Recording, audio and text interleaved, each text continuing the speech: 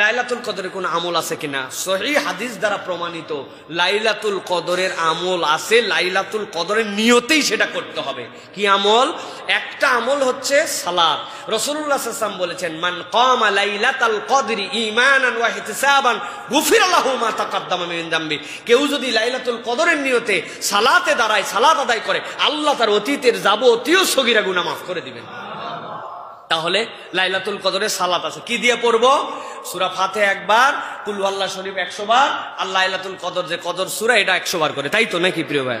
না রে ভাই, এরকম কিছু না, কিন্তু নিয়তটা রাখতে হবে ভাই। কারণ এটা রাসূলুল্লাহ সাল্লাল্লাহু আলাইহি ওয়াসাল্লাম স্পেসিফাই করেছেন যে লাইলাতুল কদর নামে একটা নামাজ আছে। অথবা আপনি নিয়ত করবেন, আল্লাহ আমি কদরের নিয়তে সালাত আদায় করছি, 2 রাকাত করে আপনার যা সালান আছে আপনি এটা পড়তে শুরু করেন প্রিয় ভাইরা। এইভাবে আপনি তেলাওয়াত করবেন এবং পড়বেন প্রিয় ভাইরা।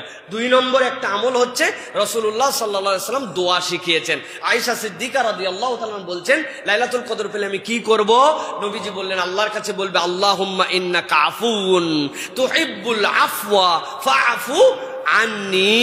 আল্লাহ আপনি ক্ষমাকারী, ক্ষমা করা পছন্দ করেন, অতএব আমাকে মাফ করে দেন। তাহলে লাইলাতুল কদরের সালাত আমরা আদায় করব এবং আল্লাহর কাছে বেশি বেশি মাফ চাবো। এটা গেল হচ্ছে আমাদের লাইলাতুল কদরের। মা বোনদের অনেক জিজ্ঞাসা, আমরা নিয়ত করব কেমনে, কোন সূরা দিয়ে পড়ব? প্রিয় মা বোনেরা, নিয়ত আলাদা মুখে করতে হয় না, মন থেকে ইচ্ছা করবেন যে আমি লাইলাতুল কদরের সালাত আদায় করছি এবং আপনার সাধ্যের যে সূরা আছে, কদর পড়তে পারলে ভালো, যে সূরা আছে এটা দিয়ে আপনি শেষ রাত্রে উঠে উঠে কিয়ামুল লাইলের সময় আপনি এরকম করে সালাত আদায় করবেন। আর সন্ধ্যার পর থেকে ফজর সারাদিনই আপনি কম বেশি এরকম আল্লাহর কাছে এই দোয়াটি করতে থাকবেন। ইনশাআল্লাহ আল্লাহ আমাদেরকে লাইলাতুল কদরের ফজিলত দান করবেন প্রিয় ভাইয়েরা।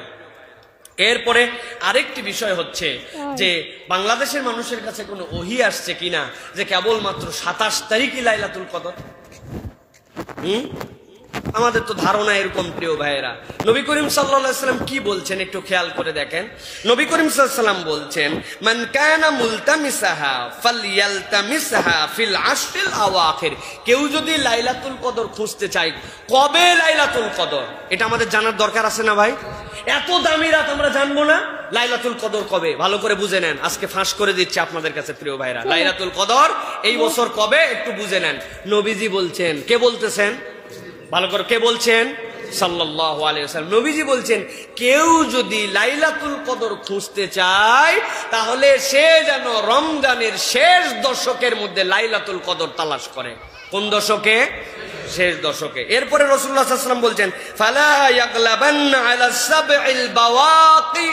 কেউ যদি শেষ 10 দিনের সব দিন না পারে, আমি নবী বললাম শেষ 7 দিন যেন বাদ না দেয়। 7 দিনের ব্যাপারে মজবুতির সাথে লেগে যাও। হাদিসের মধ্যে আসছে, নবীজি কোমরের মধ্যে আলাদা কাপড় বেঁধে নিতেন। পরিবার লোকজন ঘুমালে পরিবারের লোকজনকে ডেকে, ওঠো ওঠো ওঠো, রমজানের শেষ দশক, কিসের ঘুম, উঠো, উঠে আল্লাহর জন্য দাঁড়াও। নবীজি কোমরের মধ্যে বেঁধে নিতেন শেষ 7 দিন। এরপরে নবীজি বলছেন, আমার উম্মত তো শেষ 7 দিন নিয়েও তাদের মধ্যে একটু পেরেশানি হতে পারে। কি? নবীজি বলছেন, ফালতামিসুহা ফিল আশরিল আওয়াখিরি ফিল বিত্রি।